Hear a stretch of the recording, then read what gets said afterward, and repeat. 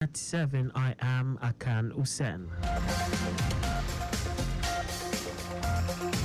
Governor Babajide Sanwo-Olu has been commended for the developmental strides of his administration in Lagos State through the Themes Plus agenda.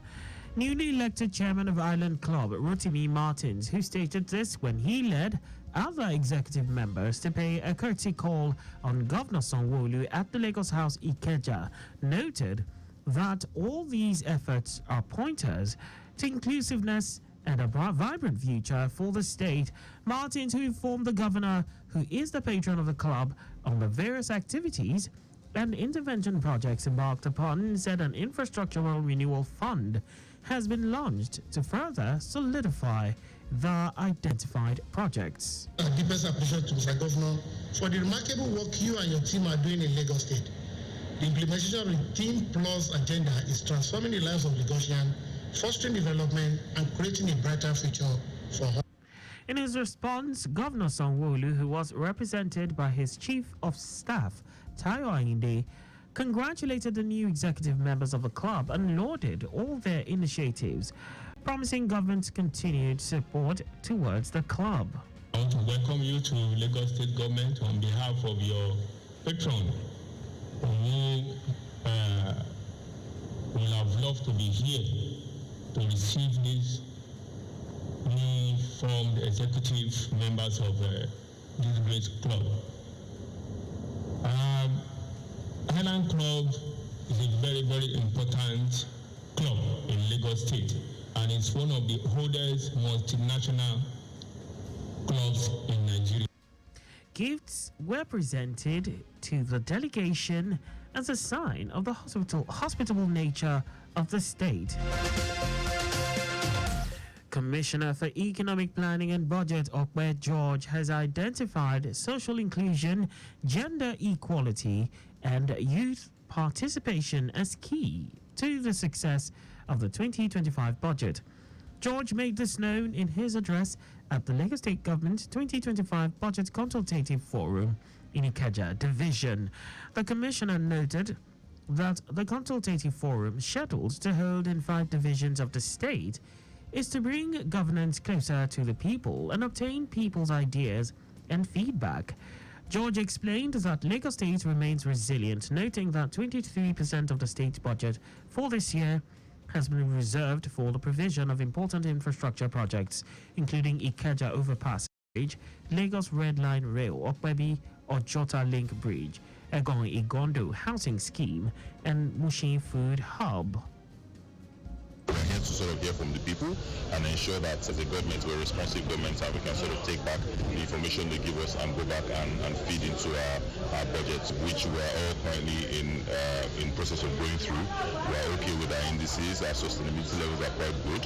We can always do better with our IGR. We're also looking at also ensuring that increasing other forms of IGR as opposed to just the regular acts which we do. So it's all work in progress. Special Advisor to the Governor on Economic Planning and Budget, Lekan Balogun, in his welcome speech, stated that the forum is an opportunity to share ideas with the citizens working towards a greater Lagos. Stakeholders at the event commended the Lagos State government for the initiative, which will encourage citizens' participation in the governance process. The 3 key things are the challenges of the PWDs in Lagos State. One is health, the second one is housing, the third one is employment. So if the person with disability has a gainful employment, he or she will be able to pay for the house rent. And foremost, we appreciate this organization and the program because it has given us sense of belonging, and we appreciate the fact that they have extended the program to youths also.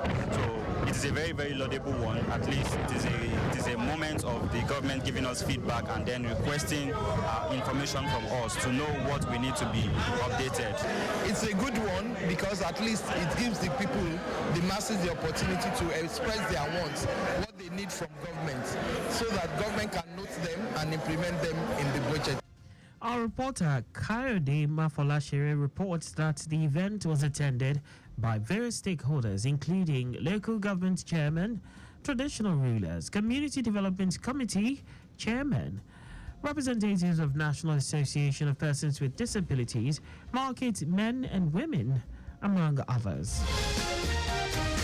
Lagos State government has charged tradesmen and artisans to synergize at their workplace to achieve the objectives of the Lagos State Council of Tradesmen and Artisans.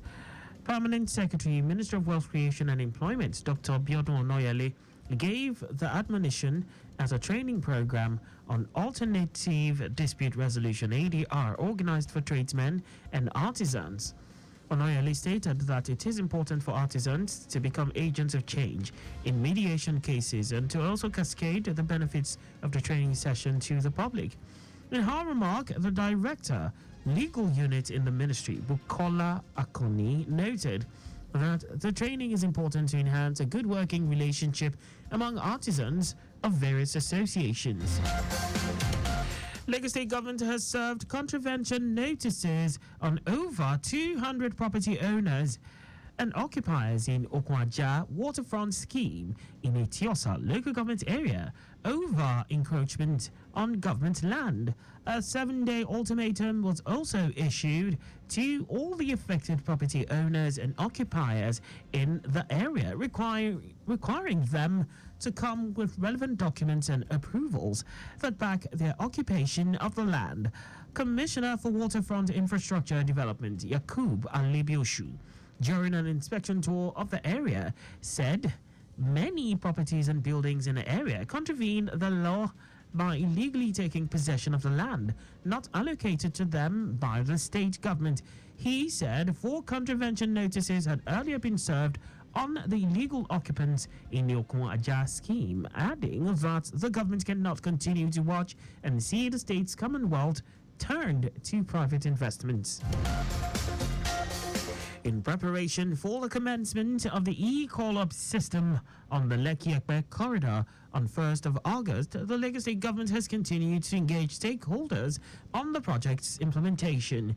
During the stakeholders engagement meeting in Alausa, the Commissioner for Transportation, Oluwaseun Oshiemi, emphasized the initiative's importance in ensuring seamless traffic flow in the Lekki-Ekpe corridor, urging stakeholders to disseminate the commencement information to their teams. Oshiemi highlighted the Lekki-Ekpe zone as a major investment hub and affirmed the state government's commitment to preventing its deterioration. He also stated that the state government has zero tolerance for non-compliance and enforcement will be stringent. Special advisor to the government presentation, Sholagiwa, encouraged full stakeholders' collaboration in replicating the success of the e-call-up system in Apapa on Lekki-Ekpe zone. The Lagos State chapter of the All Progressives Congress, APC, has joined other well-meaning Nigerians appealing for peace to reign in the country at this period. In a statement, Lagos APC spokesperson Sheye Oladejo, while acknowledging that peaceful protests are an integral component of democratic governance, expressed concerns about the predictable attendant violence and loss of lives and property. According to the statement, the mass destruction of public and private assets during the NSAS protests, which started as a harmless demonstration, remains fresh in memory. The party urged government at the federal, state, and local levels to remain sensitive, attentive, receptive, and responsive to the yearnings of the teeming population, most especially the youth, in order to continue to engender confidence and uphold its onerous constitutional responsibility to protect the lives and property of all and sundry. He said the party takes solace in the assurance that patriotic Nigerians will not be deceived into avoidable carnage by people with ulterior motives. And that's all for the news at 7. Just before we maintain from the vehicle of view to avoid collision, you can follow us and like all our various social media platforms on X at Traffic Radio 961, Facebook, Lagos Traffic Radio 96.1 FM. Instagram, Lagos Traffic Radio 961. On YouTube, subscribe and watch us live on our channel, Traffic Radio 961. You can also visit our website on www.trafficradio961.ng. Did you know that the Sanwo-Olu administration generated 12,350 jobs and empowered 17,469 direct and indirect beneficiaries through the Lagos State Agro-Processing, Productivity Enhancement and Livelihood Improvement Support Appeals? You can get more details on the Lagos State Government website. To end the news, here are the highlights of the major stories. For contact with the newsroom, please send a message to info@trafficradio961.ng. And that ends the news broadcast compiled by Adeswa Ejoyoka. I am Akan Usen. Thanks for listening and please stay safe. Good evening.